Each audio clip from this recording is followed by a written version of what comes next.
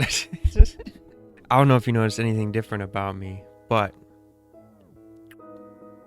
did you see it? Did you see it? I have a new background. Yeah, it's a different space. Yeah, I think it's pretty. I'm making a game, Dreadful Wake, and let's just talk about what we did this week. That's what we do on this channel. I just want to keep you guys in the loop on what's going on, and this is how I do it. I just ramble and talk about what's happening. So let's get right into it. In the game, you're gonna take damage. Damage is gonna be a big thing. You're gonna die a lot. And how do you regain your health, right? Some people say like you just don't regain health because that's, health packs are for noobs. I think that's misguided. And then some people are thinking health packs, so you pick them up and or like syringes, or like the Far Cry where you break your thumb and now you're perfectly healed again. And then there's a Call of Duty perspective, Call of Duty and I think Gears of War, I don't know, where you just kind of sit back and wait, and then you're magically healed over time, right? Your wounds just like close up and you're perfectly back to normal. Then there's also the Doom way of doing it, and so that's where you have to do like an execution. You get up close and you do an execution, and then you get your health back, right?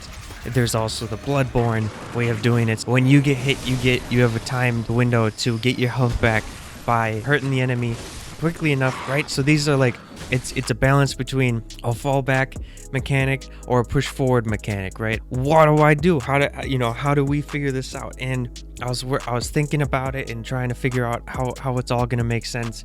And with the limb dismemberment, I think it makes the most sense that you get the health packs from the enemies. You have an incentive to kill enemies, not just hide away from them. Yes, you will run into them and you'll have to kill them, but there are some enemies where you're going to want to kill if you need health packs, but then you're probably going to take damage from them, so you have to balance it out, like what is the right way to do it.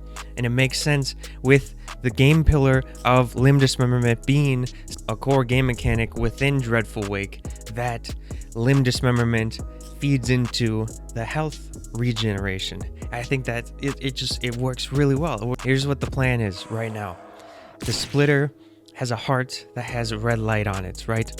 Splitters are going to be less common than crawlers, so every splitter will have a health pack that they drop in their form of their heart. There's a 12% chance that a skin crawler will spawn in with a red light on their head, so you'll see them in the dark, and when they die, their head will still be glowing, and you can pick it up and save it for later and then consume it when you need to. And I think this is a really good balance between the two, because my game is not Doom. I don't want the player to feel overpowered. I don't want them to execute an enemy and then they get their health back. That just doesn't make sense for my game.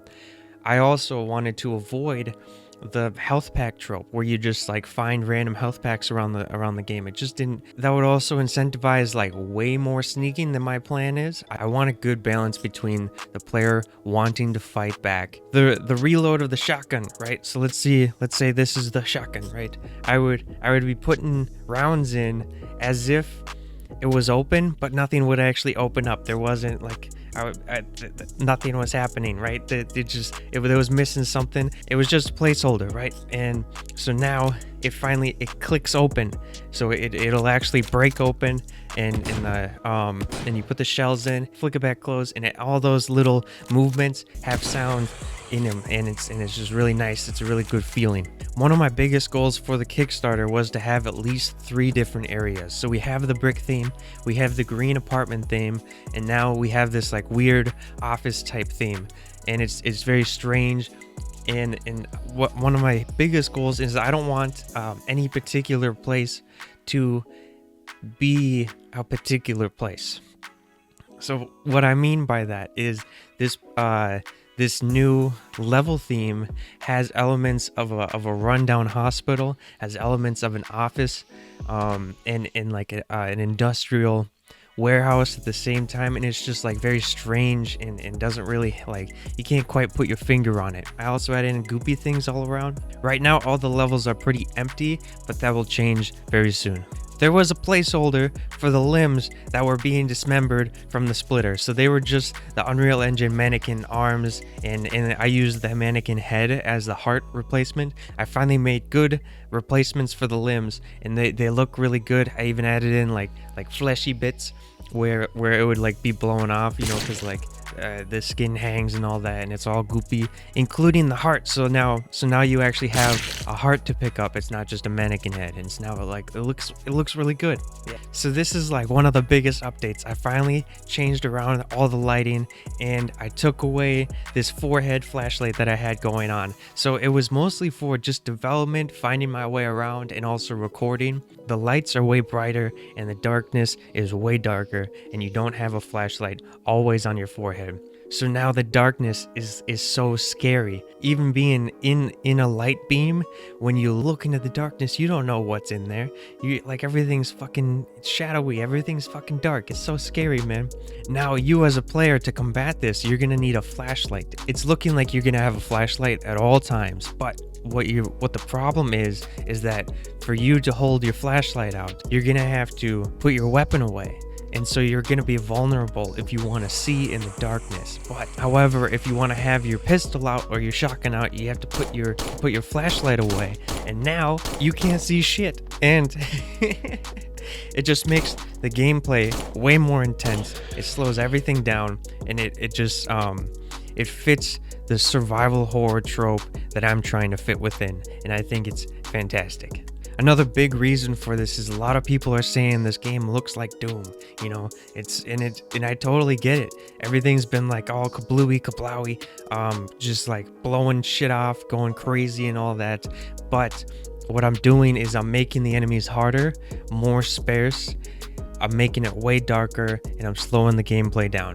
And it's going to make every encounter and every moment that you're within the game way more intense, and that fits the feeling that I'm going for. I want to thank all my patrons for supporting me. I stream 3 days a week, Tuesday, Wednesday, Friday, 6 p.m. Central Daylight Time. This is what we came up with last week. For those of you who missed it, it's pretty fucking cool. I think it's like this mantis thing with like body parts and all that. I want to thank everyone who has participated in the weekly art challenges in the Discord. You guys are so fucking awesome and so talented. It's amazing to see you guys participate in everything. I love the conversations that we have there. I love all the game ideas and the questions that you're asking me. It's such a fucking cool connection with everybody. I want to thank you so much for watching my video, and I hope you have a wonderful week.